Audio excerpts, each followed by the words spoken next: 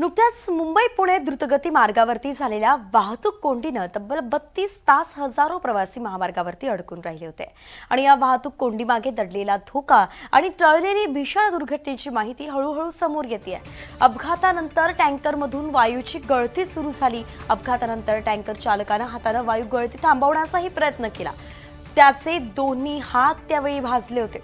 मदत कार्यादरम्यान आपण पाहतोय जो काही घेतलेला एखादा चुकीचा निर्णय असतो तो अनेकांच्या जीवावर सुद्धा बेतू शकला असता.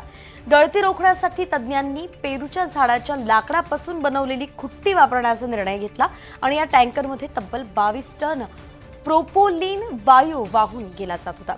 जो ज्वलनशील पदार्थांच्या संपर्कात आला तर मोठा स्फोटही होऊ शकतो. जर स्फोट झाला असता तर 10 किलोमीटर पर्यंतचा परिसर उद्ध्वस्त झाला असता आणि संपूर्ण घाट भाग धोक्यात आला असता.